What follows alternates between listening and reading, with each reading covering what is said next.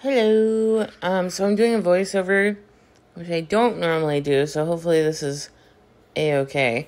I wanted to show you how to do a bigger bowl. We're doing a mixing bowl, and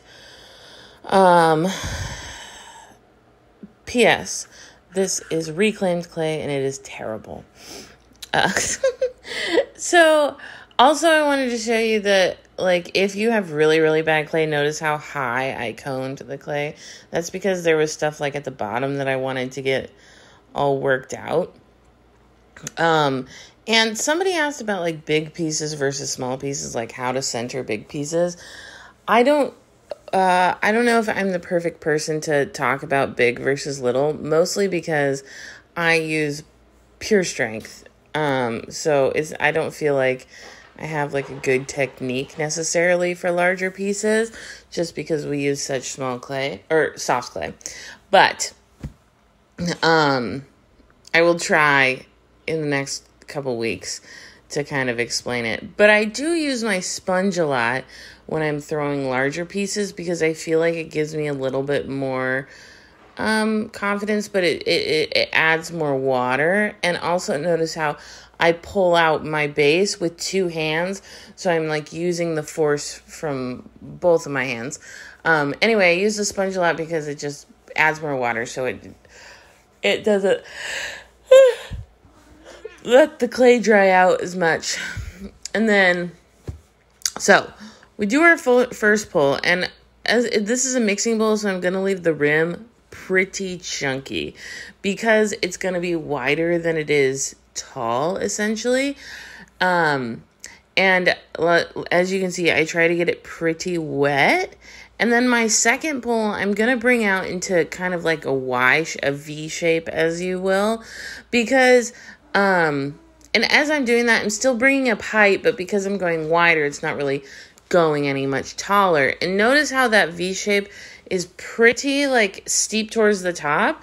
And so my next pull is going to be going towards that Y. So typically if I'm going to go really shallow, I'll make like a little wing, but because we're not doing a super shallow bowl, I don't need to do that. But see, this pull, I'm still bringing up a little bit of height, but you can tell that I'm going out a little bit wider, and right there is where you see it. And then, so it's still a lot wider, but it's every time I'm pulling it out wider. And what's kind of different about pulling out a bowl is that my fingers are a little bit switched. So the inside hand is usually on the top, and the outside hand is usually on the bottom. When you do a regular, well, as I'm like looking at my hands right now, usually that's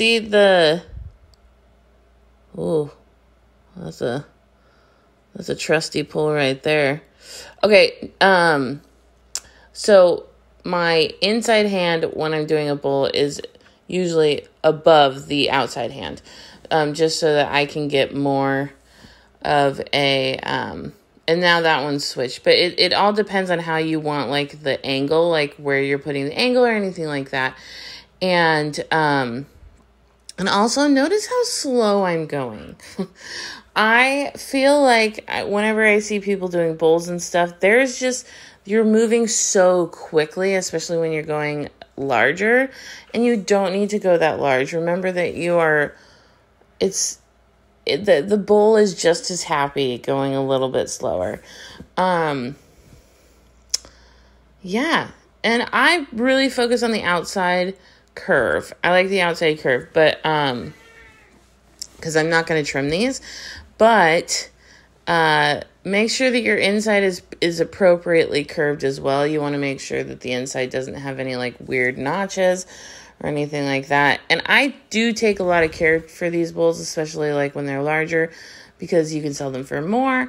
So I try to make sure that I'm, making the right adjustments so that it looks really good on the outside.